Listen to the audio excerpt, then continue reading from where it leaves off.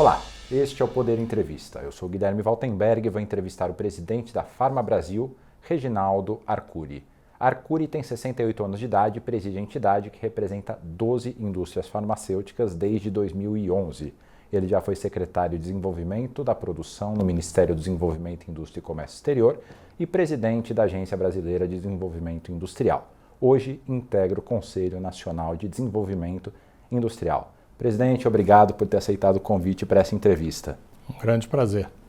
E eu agradeço também a todos os web espectadores que assistem a este programa. Essa entrevista está sendo gravada no estúdio do Poder 360 em Brasília, em 8 de novembro de 2023. E para ficar sempre bem informado, você já sabe, inscreva-se no canal do Poder 360, ative as notificações e não perca nenhuma informação relevante. Eu começo a entrevista perguntando, presidente, a indústria farmacêutica se coloca hoje em dia no Brasil como um dos setores que se destacam na ideia de reindustrializar o país.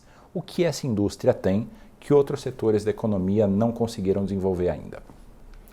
Bom, em primeiro lugar, é uma indústria absolutamente estratégica para o país. Já era, é e será, e durante o período da pandemia, infelizmente, ficou absolutamente claro que um país com 210 milhões de habitantes, com um sistema público universal e gratuito de saúde garantido a todos pela Constituição, não pode absolutamente ficar dependendo de importar tudo e qualquer coisa que seja necessário para garantir, primeiro, a saúde dos brasileiros e, segundo, cada vez mais a ampliação do acesso que os brasileiros têm a uma saúde de qualidade.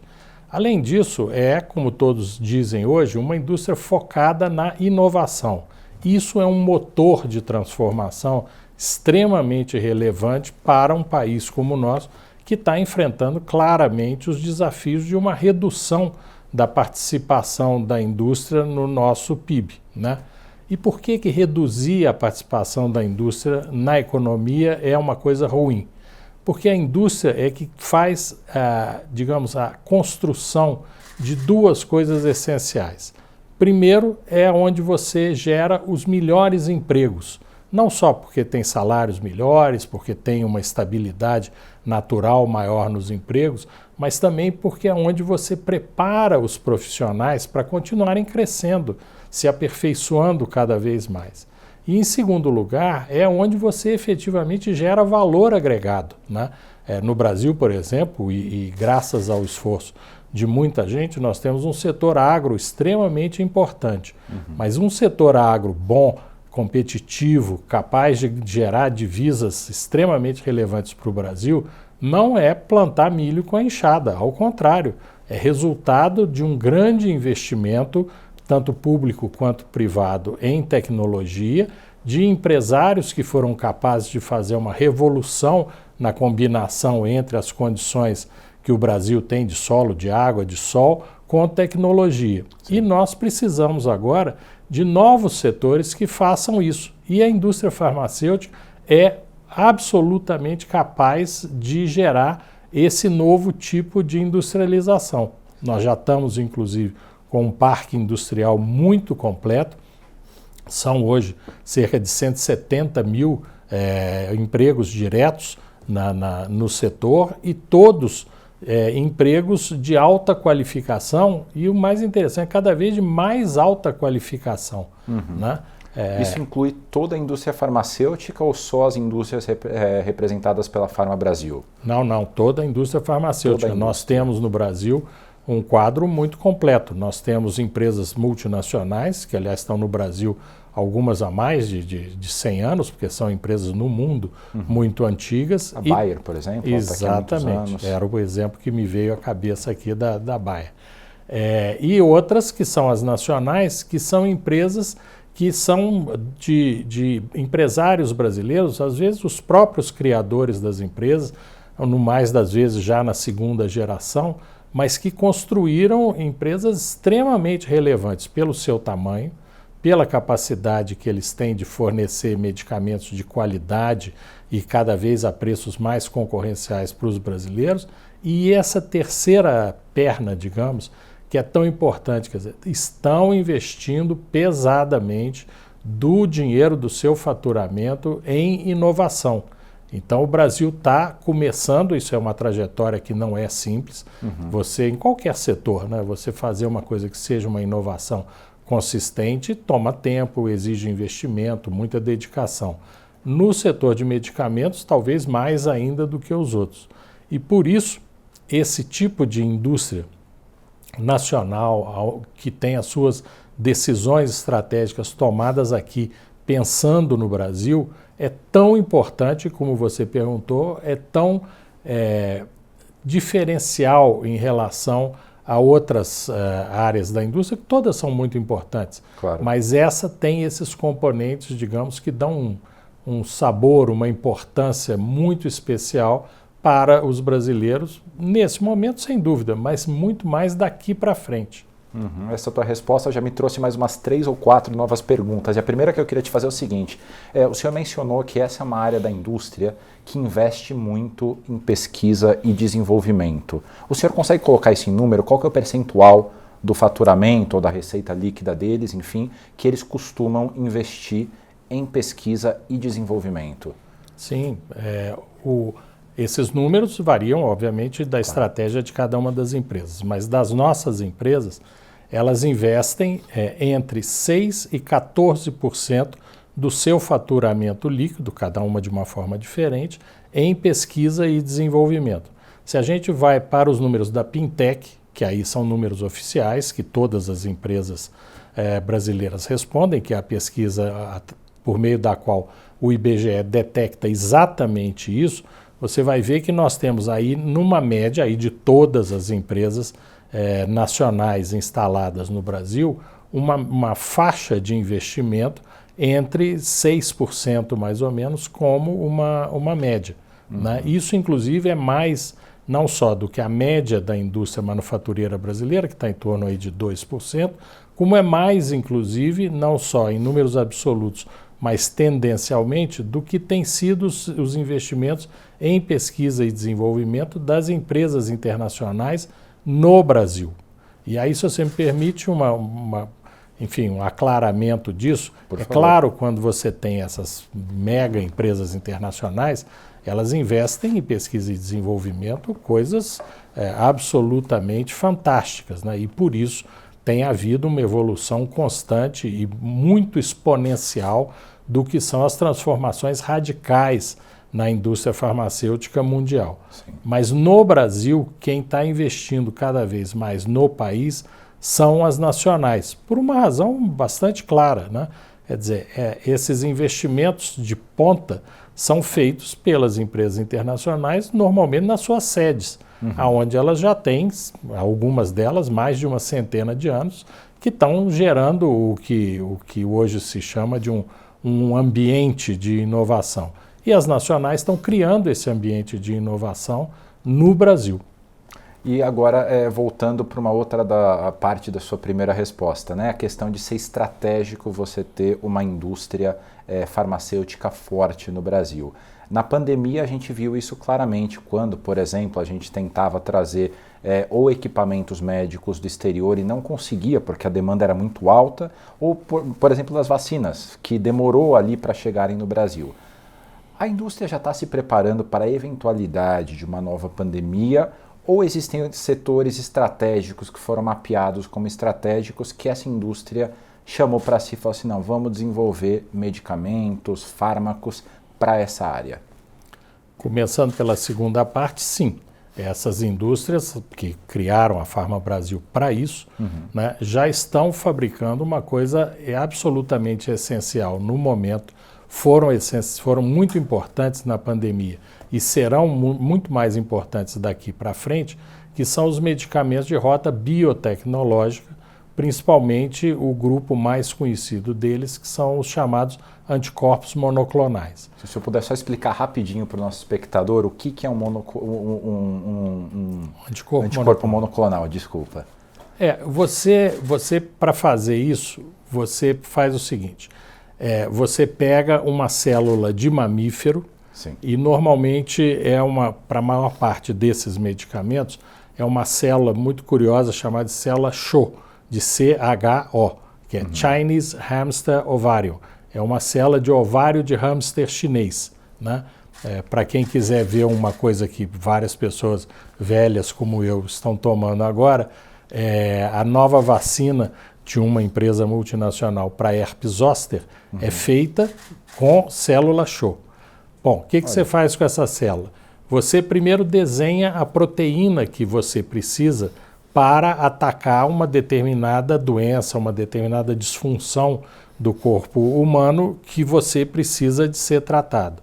E aí você reengenhera o DNA dessa célula viva, né, para que ela excrete essa proteína nessa forma que você desenhou. É um processo sofisticadíssimo, né? Isso é tão sofisticado quanto fazer chip de telefone, né? Sim.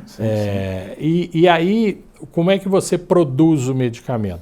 Você pega essa célula e bota num pequeno bioreator, né, onde você literalmente alimenta essa célula, né? Você bota uma água purificada, amido, você bota oxigênio numa proporção tal, temperatura, movimento, e aquilo vai fazendo com que a célula vá crescendo e se multiplicando. Então, digamos, você começou com um reator de 20 litros. Quando chega nos 20 litros, você passa isso para um reator de 200 litros. Continua esse processo, depois você passa para um de 2.000 litros, e aí você vai calibrando até onde você precisa chegar.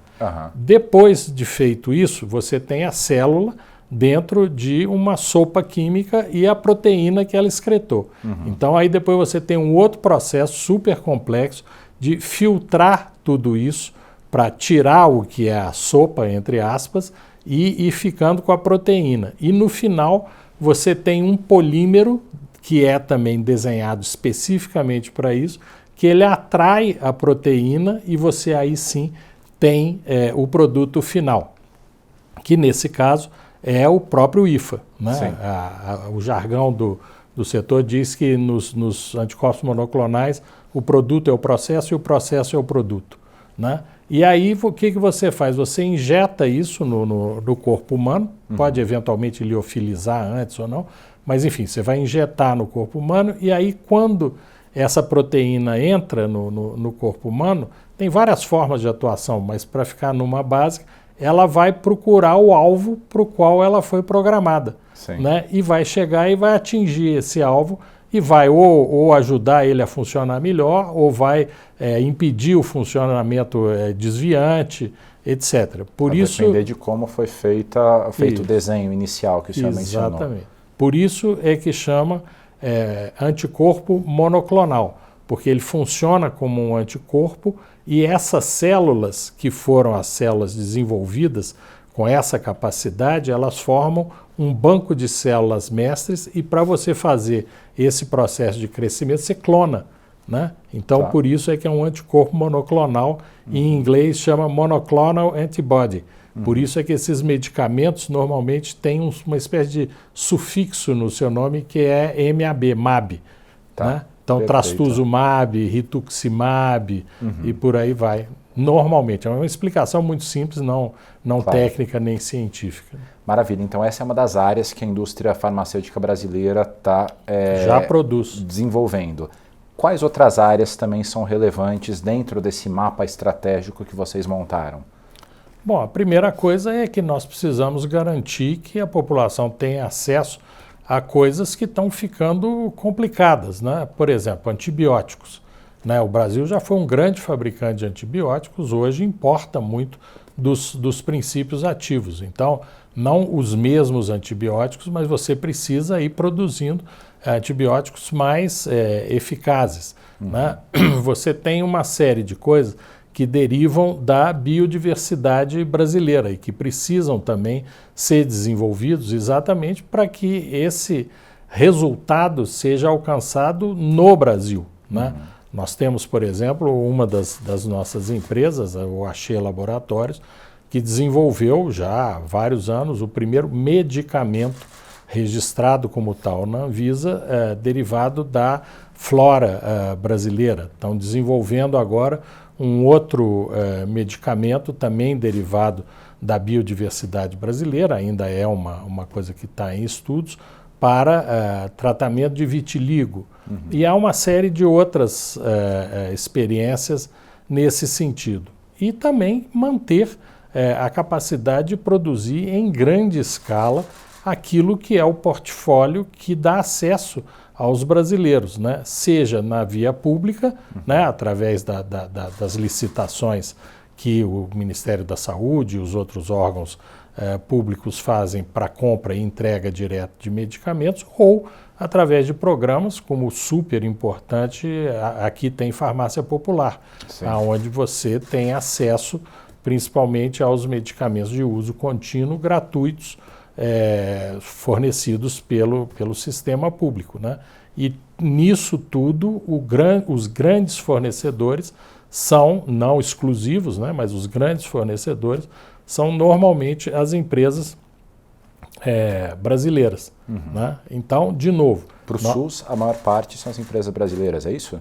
Depende da categoria do medicamento, né? Porque, por exemplo, quando você tem os medicamentos ainda sob patentes, ou que ainda não são fabricados no Brasil, como muitos desses de rota biotecnológica, é a indústria internacional que fornece. O que, aliás, é muito importante para o Brasil, e nós temos sempre relações muito positivas com a indústria internacional. Mas, de novo, a pandemia mostrou, preto no branco, na hora do perigo, farinha pouca, meu pirão primeiro, né?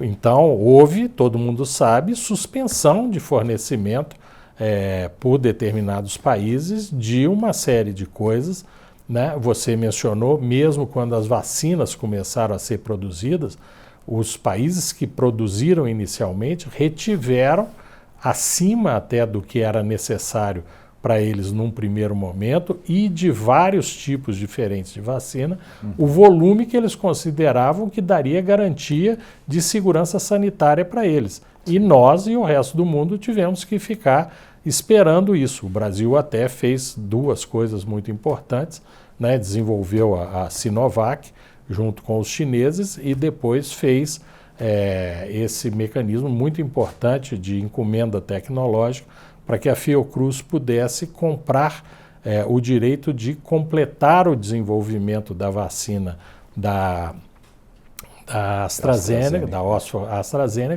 e transferisse a tecnologia, que foi o que, inclusive, agora continua garantindo o acesso dos brasileiros a essas vacinas. Mas muitas outras coisas foram capazes de ser fornecidas porque tinha fabricação aqui. Não sei se todos lembram, mas no início da pandemia, a indicação da OMS, de todo mundo, era assim: não vá para o hospital a não ser que você comece a ter falta de ar. Né? O que significou isso? Que as pessoas, quando chegavam nos hospitais, normalmente já precisavam ser entubadas. Né? E para ser entubado, ninguém é entubado olhando para o teto. Né? Você tem que ser sedado, né? e violentamente, tem que tomar relaxantes musculares o tempo todo para poder conseguir ficar com a aeração forçada. Né? E isso significou que isso que era e vai continuar sendo usado para cirurgias normalmente, ou para alguns casos em que a intubação é necessária, mas por períodos curtos, as pessoas tinham que ter essa medicação para ficar 15 dias, 20 dias intubadas. E esses são medicamentos muito antigos, super eficazes, mas muito antigos, não tem patente, e são medicamentos muito baratos relativamente. Né? Então, o que aconteceu? A produção disso acabou sendo concentrada em países como o Brasil. E o Brasil, por sorte, tem empresas que continuam produzindo isso, que foram capazes de suprir o mercado brasileiro em literalmente 100%. Né? Houve algumas coisas na época dizendo, não, faltou medicamento aqui, faltou ali. Possivelmente faltou, mas não por dificuldade da fabricação, mas por uma questão de controles de estoques. E a indústria, para poder suprir isso, trabalhou 7x7, 24 horas, houve uma contratação maciça de pessoas para dar conta disso. Então, seja para o futuro, seja na experiência que nós vivemos, você só pode ter segurança sanitária num país se você tiver indústria produzindo aqui. Né? De novo, não é ser autóctone, autônomo, isolado. mas é ter capacidade de manter o mercado abastecido e, quando necessário, e aí um parênteses, por isso ter o centro de decisão da empresa no Brasil é muito importante, fecha o parênteses, para você poder saber o que é melhor para o país e tomar a decisão de fazer o que é necessário naquele momento com eficiência e com rapidez. E é curioso, porque uma das principais críticas que a indústria farmacêutica internacional faz à indústria farmacêutica brasileira é justamente o que seria de que não há inovação, há somente uma transferência, sobretudo de medicamentos, que a patente já caiu. Onde é que essa crítica nasce? Por que essa crítica é feita se a gente tem um cenário muito diferente disso pelo que o senhor está me falando? Não, é óbvio que aí nós estamos tratando uma coisa comercial. Claro. Quer dizer, se eu tenho um produto, estou vendendo e entra alguém concorrendo e fazendo com que a minha fatia de mercado se reduza, eu vou achar ruim, né? E vou alegar várias coisas. Nesse caso, essa coisa de fazer cópia é absolutamente normal no mundo inteiro, aliás, desde que começou a haver comércio no mundo, né? Se você for lá atrás, pegar as civilizações ali do crescente fértil, né?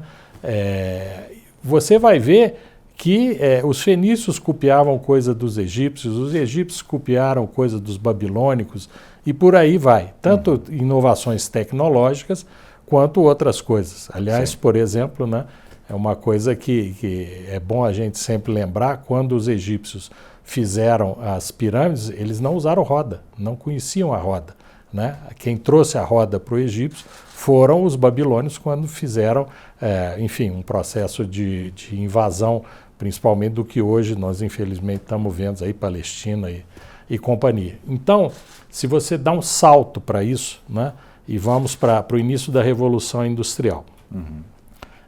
Eu não sei ainda se existe, mas numa época no principal museu de história americana em Washington, né, que é o museu do Smithsonian, tinha uma locomotiva logo no início, né, em que tinha um cartaz onde descrevia o que era a locomotiva e que estava escrito: essa foi a primeira locomotiva importada nos Estados Unidos, vinda da Inglaterra, e que foi devidamente desmontada para que nós pudéssemos copiar e aprender a fazer locomotivas, e ela é a mãe de todas as locomotivas brasileiras, americanas da época e tal. Sim. Então não há mal nenhum nisso de copiar. Aliás, se a gente for para uma outra área, que é a legislação, né, a proteção básica que qualquer Estado pode dar para a inovação é uma patente.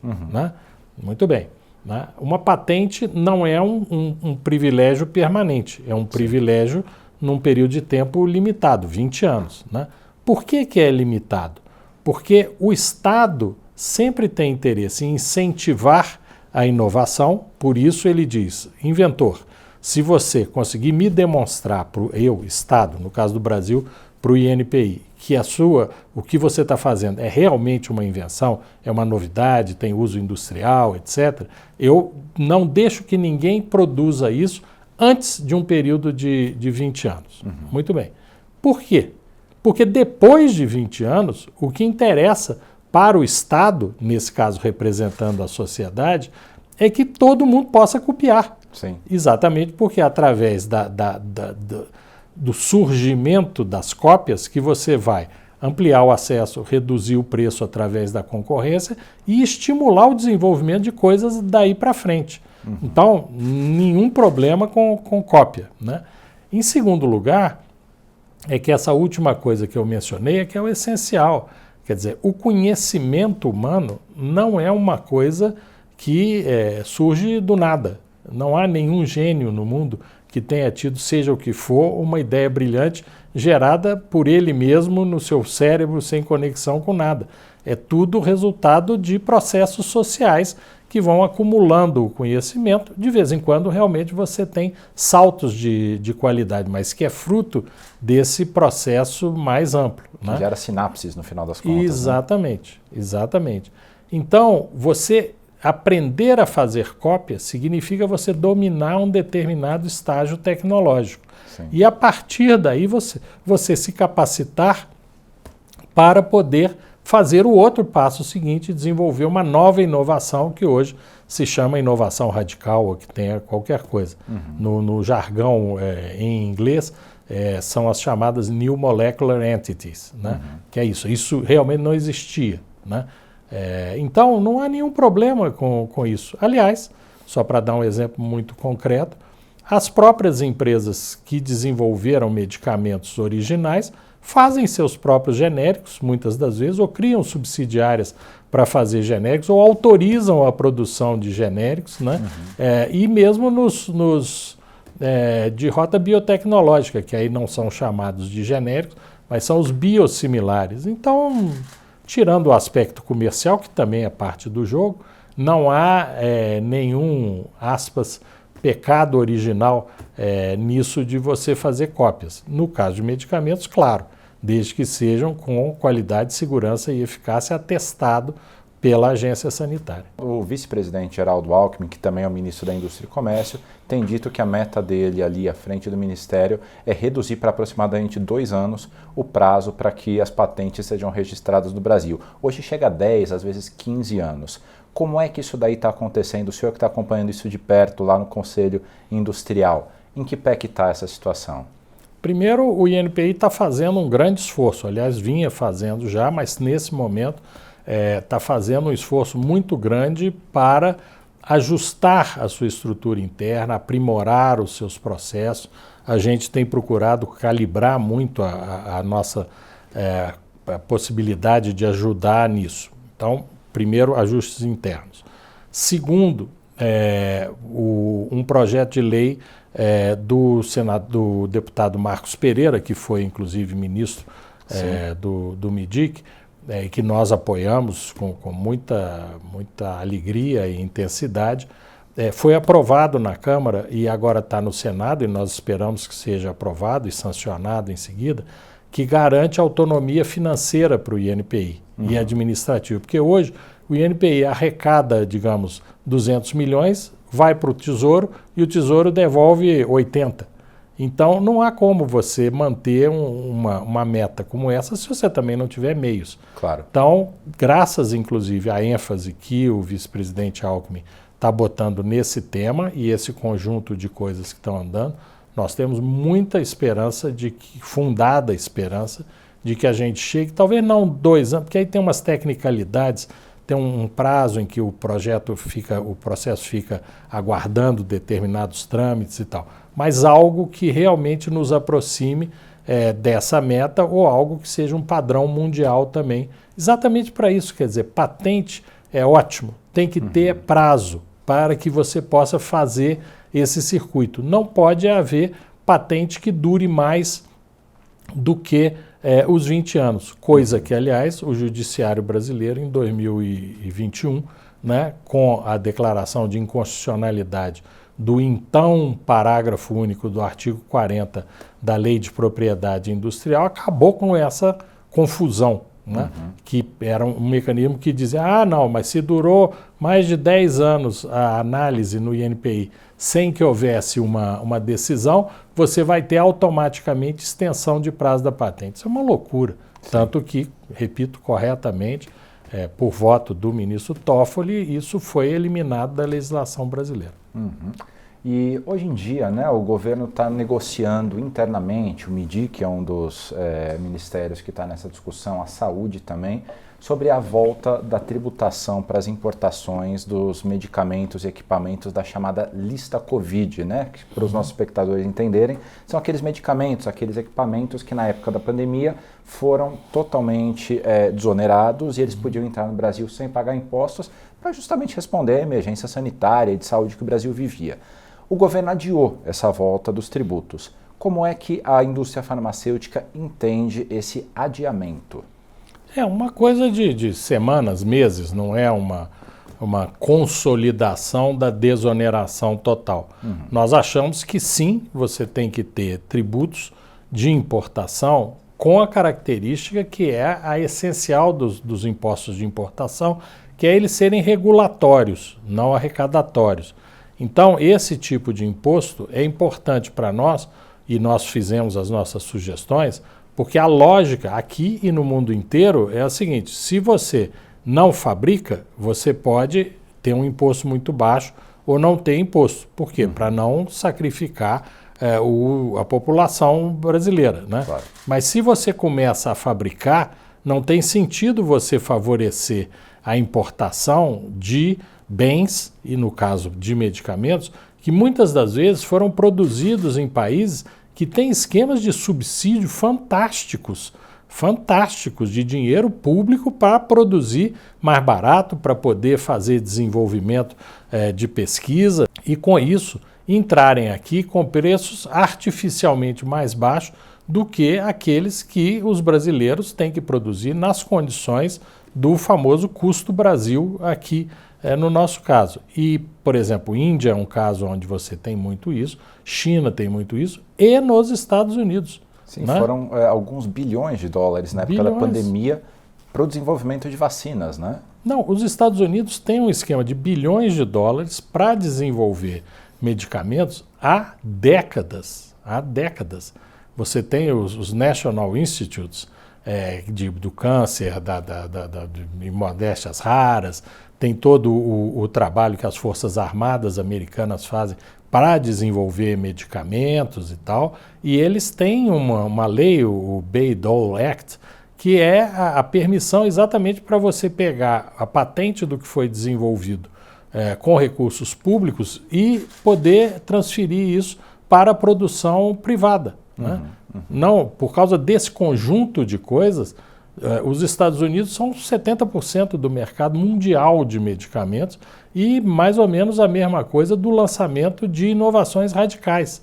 Então, é uma situação completamente diferente. Então, de novo, quer dizer, você ter algum controle para gerar algum equilíbrio para a produção nacional de medicamentos e, obviamente, de outros bens, é absolutamente normal. De novo, para falar dos Estados Unidos, sabe quanto paga um carro elétrico nos Estados Unidos, de importado? Não. 35% de tarifa.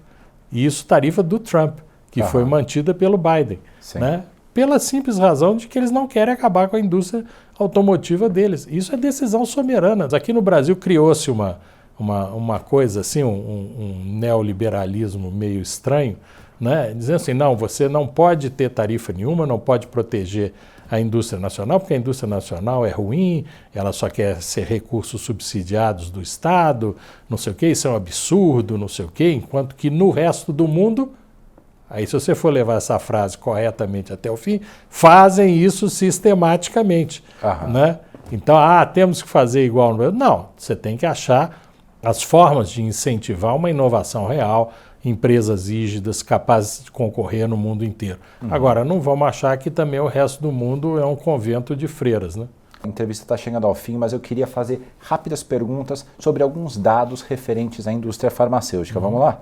Hoje em dia, qual que é a receita que o setor gera anualmente? Em torno de 100 bilhões de reais. 100 bilhões. E qual é o percentual disso para o PIB brasileiro?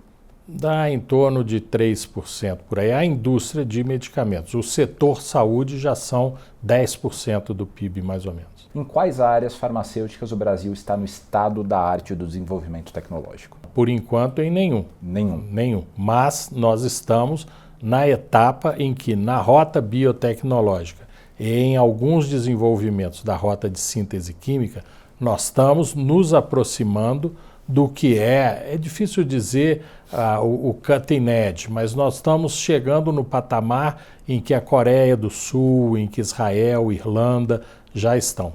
Por último, quais sinais o governo tem emitido no sentido de que eles vão auxiliar nesse processo, de que vai haver mais investimento estatal?